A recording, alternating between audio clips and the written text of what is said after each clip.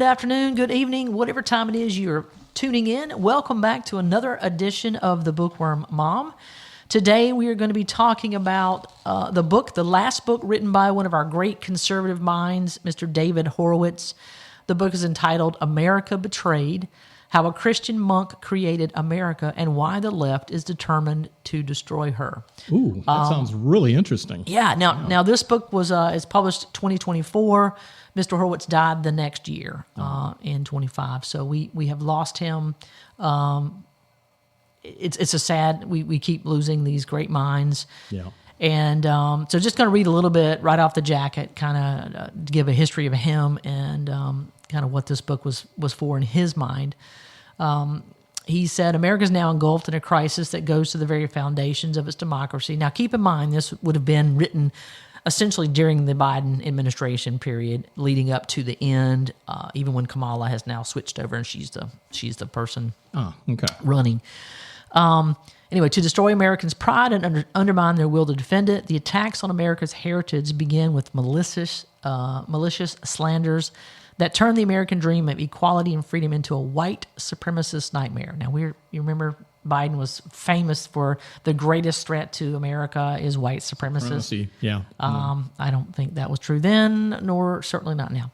We are told America from its inception has been a racist nation that treats minorities as less than human. We are told America deserves to be destroyed. This destructive lie is now the official doctrine of the Biden White House, the woke Pentagon, the Democratic Senate, and the curricula of American schools. America Betrayed restores the true history of America's achievements and its role as the beacon of freedom. It's framed by an account of Martin Luther's history and ideas. America Betrayed demonstrates that racial progress in America originates not from leftist policies, but from its founding ideals. America Betrayed is a history and a manifesto focused on the current war to save our country and restore the dignity and freedom of the individual. David Horowitz is the noted conservative thinker, writer, and the founder and CEO of the David Horowitz Freedom Center in Los Angeles, California, whose mission was to defend free societies and to defend the principles of individual freedom, the rule of law, private property, limited government, I love that, and to reestablish academic freedom in American schools. That would be a brilliant thing to see. The Freedom Center publishes the online news magazine frontpagemag.com. Now, Horowitz himself grew up what he calls a red diaper baby in a communist community in Sunnyside, Queens, and was one of the founders of the New Left in the 1960s and an editor of its largest magazine, Ramparts. Forced to confront some difficult truths about the political left, Horowitz ultimately found a political and intellectual home as a conservative activist. Horowitz has written well over a dozen books, including some things such as Blitz, Trump Will Smash the Left and Win, Big Agenda, Trump's Real Plan to Save America, as well as Dark Agenda, The War to Destroy Christian America, Unholy Alliance, The Black Book of the American Left, and his celebrated memoirs, Mortality and Faith and Radical Son. Now, David was, as he notes himself, a communist in his upbringing. His parents were both like Stalinist, Soviet Union style communist. And so he grew up with that as his training and his environment, much like some others that we know, like we talked about Thomas Sowell to begin with, who were in the beginning themselves Marxists, and then they came to this epiphany and was like, wait a minute, this doesn't add up. So what he's done in this book is basically lay out all of the falsehoods that are being presented, even still today. We still have these groups out there. You still have Black Lives Matter. You still have these organizations that are hell-bent on trying to prove that America was racist at its conception, and it's hodgepodge garbage. It's not true at all. So he breaks it into three parts. And obviously chapters. The first part is really a historical recounting of Martin Luther and how he more or less came up with the founding ideals in terms of everybody's equal, we're all created equal, and that no government instituted by man is going to be good. Yeah. And so therefore all of our rights, our liberties can't come from man or government. They have to come from God, a creator, because only a creator cannot be foiled or influenced or blackmailed, whatever you want to call it. And so that's why he said that's where our liberties come from. And famously, obviously, that's where our founding fathers came up with the unalienable rights. nature's creator, because they understood that fact to be true as well. Now, we currently today have several senators and congressmen on the Democratic side of the aisle who are arguing that, no, government gives you your rights. Yeah. And no, that's not true. Government does not give us our rights. And the only thing the Constitution does is protect our God-given rights, Yeah. not grant them. But given the fact that we have a Congresswoman, Ilhan Omar, who was reading something, I guess, to a press conference the other day. I'm not sure if you saw this or not. And she got to the part where she was trying to say this has been going on since, World War II. World War 11. World War 11. I saw that. So I was like, wow, that's just clear. And that to me harkens to what I've been arguing and needs to be corrected in our Constitution. We need an amendment to correct this, that if you're not born here and you're not raised here, let me emphasize that, if you're not born and raised here, don't be a Chinese baby. You're born here and they take you back to China and they raise you and then you come back and you're an American citizen. If you're not born and raised here, you should not be eligible to run for elected office. Yeah. As some people I'm sure they're going to get all kerfluffled with that. I said that. Any office. Yeah. Local, state, federal, none. Now, your kids, if you come here and become a naturalized citizen and then you have children and they're born and raised here, absolutely they're eligible. But you are not, because your loyalties are split and your knowledge of our systems is paper thin, especially given how little they require you to be tested to actually even gain citizenship now. So that was a whole discussion from our very first podcast. Yeah. If you haven't listened to that one, please go back and take a listen. But anyway, so back to the book. So he really breaks down, Mr. Horowitz breaks down the importance of Horowitz, and he also, as I said, these books always seem like they link back to other books and other great authors. Yeah. So one of the things he notes is he talks about a guy that I talk about often, and that is Alexander Solzhenitsyn. And, he wrote the book, the Gulag Archipelago, in which he lays out, the critical problems with communism. And as I said before, he famously said, all you need to do to stop communism and totalitarianism is that one man stop lying, and you can bring down that tyranny, which is where the book comes out, Live Not by Lies, is based off of that quote from Alexander Solzhenitsyn. Because what you're doing with you're living in this Marxist, communist, democratic, socialist worldview is that you're living with lies. Yeah. And, we won't throw names out here, but I know you were just recently at an event where someone was imparting things that were not 100% wholly accurate. And so you thankfully stepped up and said, let's clarify the record, make sure we set the record straight. That needs to happen all the time. Our government frequently says and does things that are just either partially true or completely and totally inaccurate. Yeah. Now, he goes through and explains where the Catholic Church, kind of breaks away in things like indulgences, because, Martin Luther was himself a Catholic in the beginning. He was a strict Catholic monk. I mean, he believed it. And, of course, if you've done your history and you know these things, he saw the church, the indulgences was kind of like the straw that broke the camel's back, if you will. Yeah. And that is, of course, Tutzel going out and selling these things. Just to make money for the church. And he said, that's it. So he, famously nails his 95 Theses to the door of Wittenberg and says, this is what we're going to do. And so that's kind of the beginning. And so I think it's a fair extension to say that a lot of his philosophies or ideas were wrapped up in the beliefs of our founders, because let's be honest, our founders were themselves believers of some level, whether they were wholly believers, or even he notes Jefferson was a deist, but he understood enough of the morality of the Christian faith to incorporate those morals into the founding documents. An important thing that happened during his time, Martin Luther's time, obviously probably one of the most important things was the creation of the printing press, which then led to something happening that revolutionized Christianity worldwide. Up until that point in time, you could only get the Bible written in Latin, because that was Jesus' language. He spoke. Oh no, wait, it wasn't Latin, was it? But anyway, that's the Latin they chose. So, so they translated it into languages that the layman could understand, and then they printed out multiple copies of this Bible so that everybody had an opportunity to read. So now the next thing that happened is lay people were typically not educated. So this is where the church steps up again and says, all right, we need to start educating people so that they can read the Word of God. So the whole idea of public education stems from this belief that you need to understand the Word of God and you need to be able to read it. So again, we can give that hat tip back to Martin Luther again, and the idea that literacy is important And without the Protestant churches, we would have never had public education, period. So we do owe them that. So then he goes into part 2 and really kind of lays out the beginning, the origins of the democratic nation.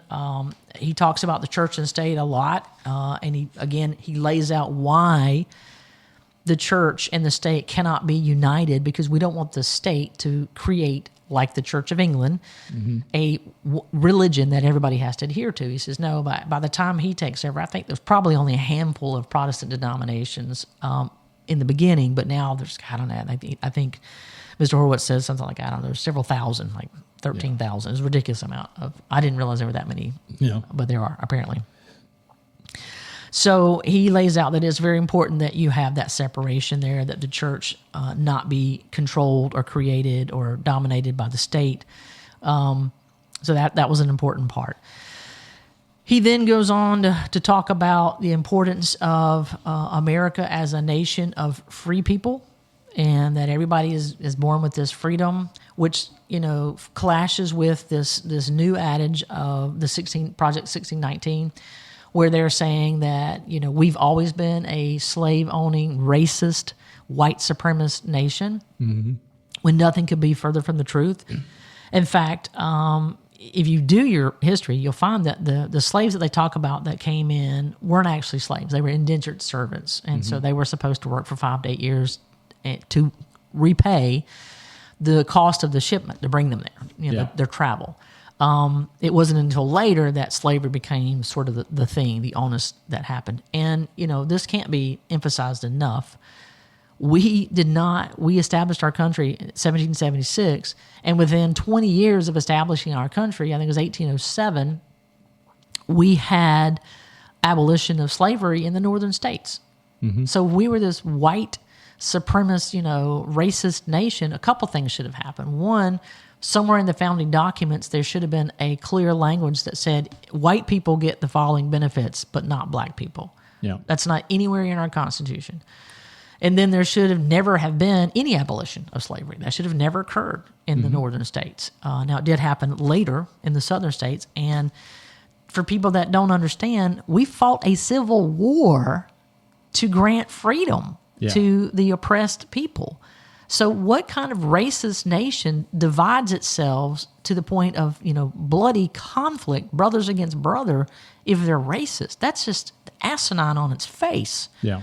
So, but that is what they want to try and claim. And so one of the things that I thought was interesting, I don't want to take a lot of your time. I could, because, he can tell you, I've put so many things in this book that I thought, this is good. This is good. It is another porcupine book. It is. Let's see. Let me jump up to here. Abraham Lincoln. Before he was assassinated, Lincoln sponsored the so-called Reconstruction Amendments to the Constitution, which recognized the full equality of African slaves that he had just liberated, and according them the same rights as free Americans. Unfortunately, when he was assassinated, a Southern politician and Democrat, Mr. Andrew Johnson, comes in, and he essentially nullified the rights without actually formally repealing them, because he just didn't implement them. So he was more of a segregationist. He wanted to segregate the blacks. And so that, I have a heartburn about Andrew Johnson getting any accolades. The other guy that I think should get no accolades is Woodrow Wilson. Yeah. He lied to us about keeping us out of the war. That sounds familiar. And then he famously previewed the movie Birth of a Nation, which was based on the Ku Klux Klan novel, The Klansman. And it completely demonizes blacks. It celebrates the Klan, all of these things. And he played this in the White House. So this guy is not a good guy. And so both of these individuals are to have big black spots beside their name saying, no good, no bueno. Something else I find interesting for those who want to say that, again, our nation was this, historically racist nation. We only had between 1 and 4 million slaves at any given period of time. The height of the number of slaves is 4 million. And that was even after we had stopped the slave trade. It no longer happened. And that was just simply, they had children, and the children be born into slavery, et cetera. And so at the time of their emancipation, there were over 500,000 free black men already in the country. And of those, 3,000 of them owned slaves themselves. So, go figure there. But later, in the 1900s, early 1900s, we had something created called the National Association for the Advancement of Colored People, the NAACP.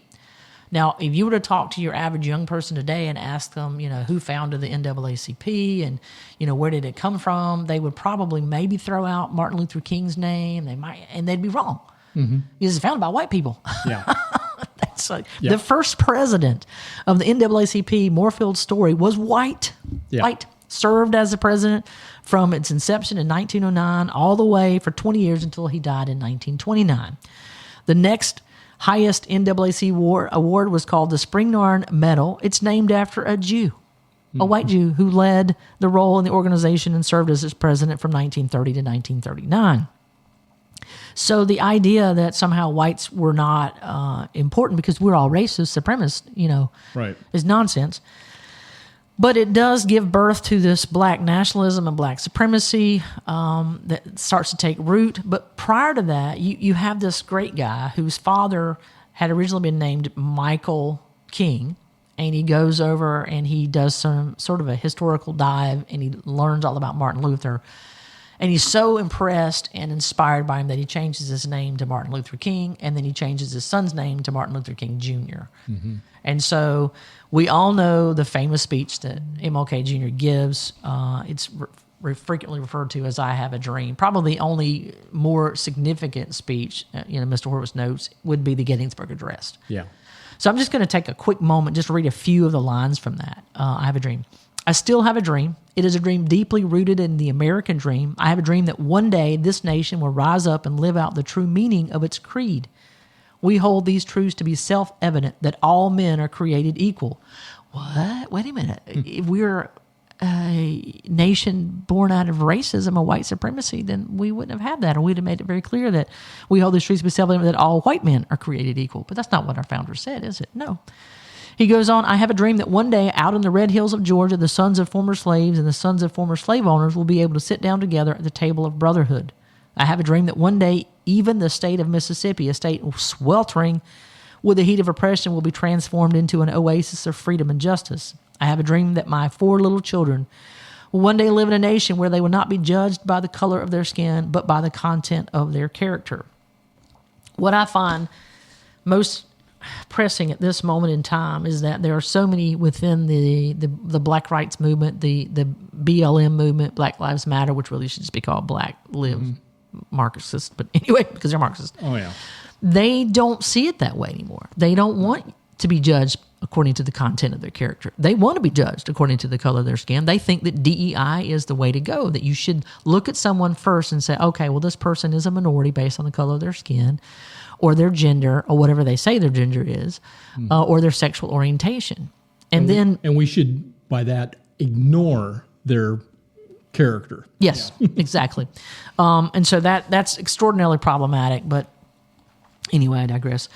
So we go on and we find out that we have this guy, Louis Farrakhan, who is from the Nation of Islam, and he, he's this radical guy, and he tries to do some things, and they sort of overthrow the NAACP from MLK Jr.'s movement of nonviolent.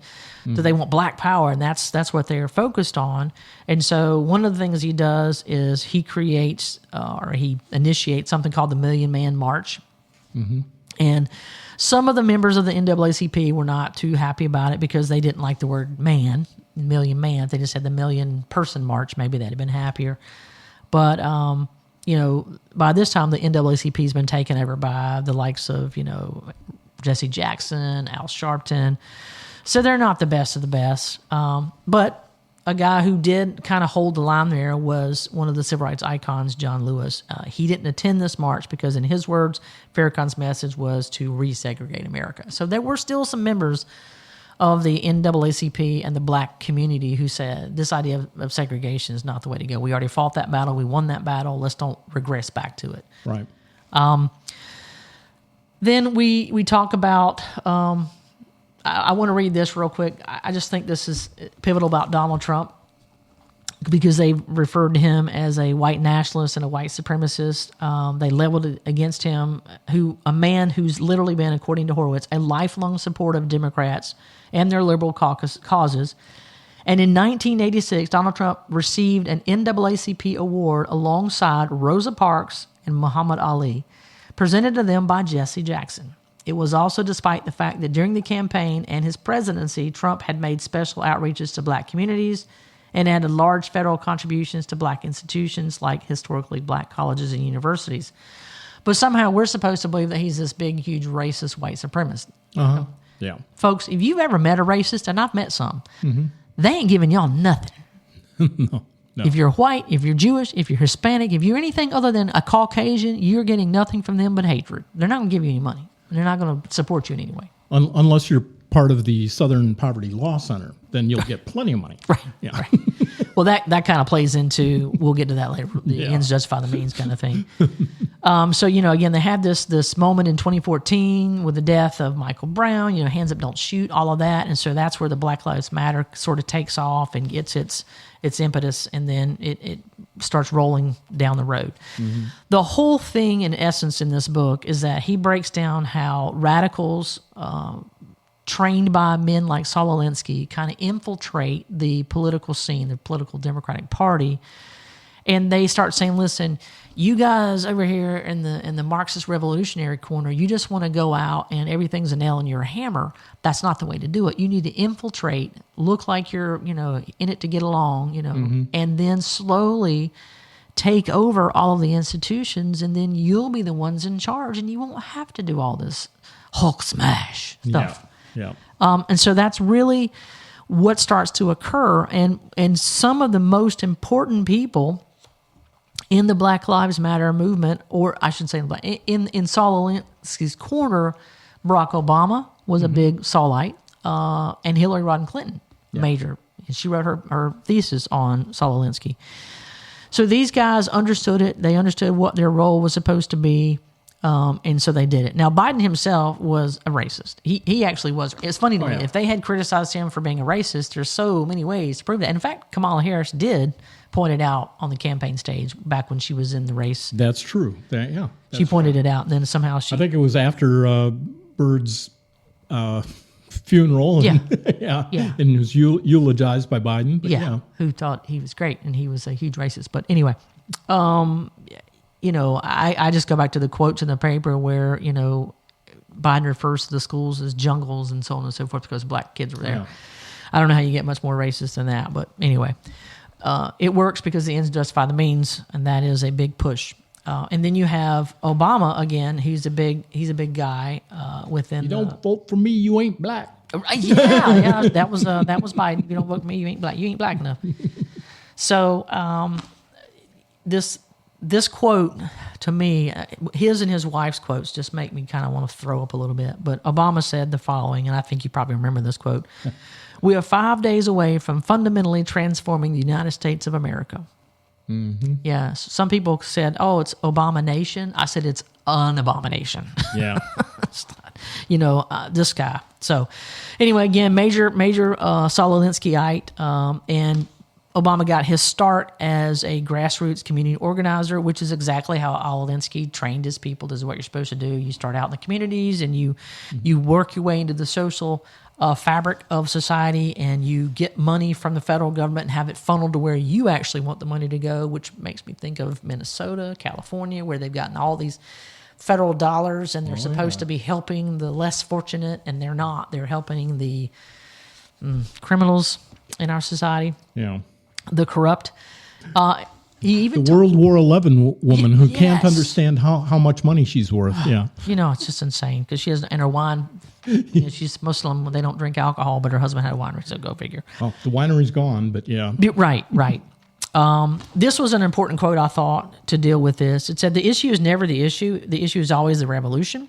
In other words, the cause of a political action, whether it's civil rights or women's rights, is never the real cause.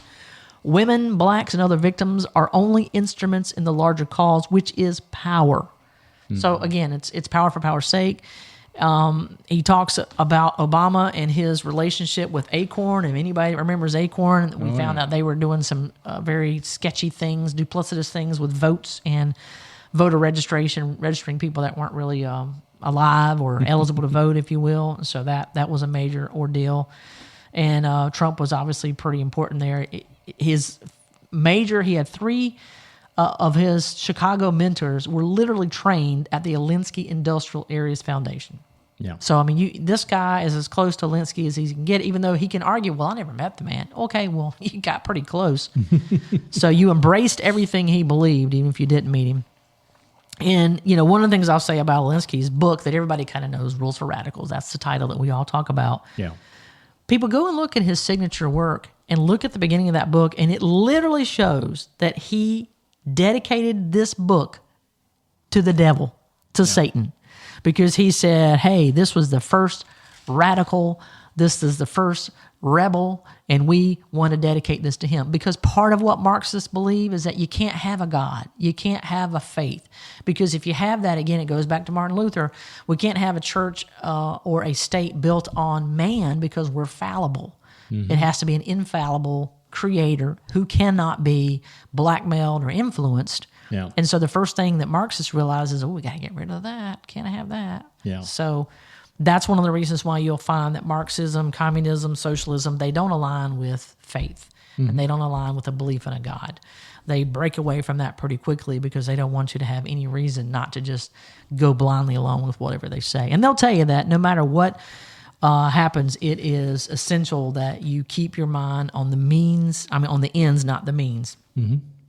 One of the things I thought was Alinsky talks about Machiavelli's book, The Prince, and he basically says the following: The Prince was written by Machiavelli for the haves on how to hold power. Rules for Radicals is written for the have-nots on how to take the power away.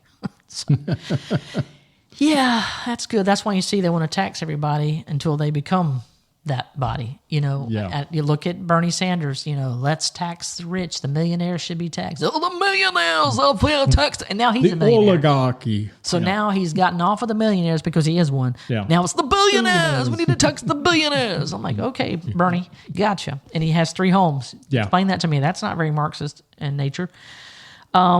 But he then goes into, towards the end of the book, he talks a little bit about the ends justifying the means. These guys are willing to do anything and everything to bring about what it is they believe is the ultimate utopian society. And again, we go to this utopian society with communists and Marxists. They genuinely believe this, or they perpetuate it as an excuse for their behaviors because they enjoy being in power, in positions of power. Yeah. And so if they can convince the useful idiots among them and below them that this is for your good. Yeah. I'm living in 3 homes and I'm a millionaire because I'm sacrificing for you, the little guy. Yeah. And people eat this up. And it's a head scratcher as to how that is still a thing, but it is. So the book is not incredibly long. It's only 140 pages. Yeah, roughly 140 pages. I read it in probably 2.5 hours. You could take a little more time than that to read it. But it's really well done. And of all the books to end on, if you will, I think Mr. Horowitz picked a great book to have his final say. Again, he wrote this book. It was printed in 2024, and then he passed away in 25. He was 85 when he wrote the book. He was 86 when he passed away. So That's incredible. you can get this book anywhere. Amazon, I'm sure you can find it in most bookstores as well. Yeah, and you can check it out in our link. And I'm also going to include a little picture in the link of what a porcupine book looks like from Shannon when she comes in. And if you want to hear more, check out all of her episodes on the Bookworm Mom. If you like other podcasts, check out our other podcasts at libertycrackmedia.com. And well, thank you, everybody, and tune in for us next week. Oh, hey, and don't forget, hopefully coming up in June, looks like maybe around June 2nd, we're going to get that great author, Scott Mann, is going to come in. That is And I'm super excited about that. incredible. His book will hit the press, will actually be released on May 12th. So very excited about that. So please be prepared for some really good conversation coming up. All right, everybody, tune in and join us next week. Thank you.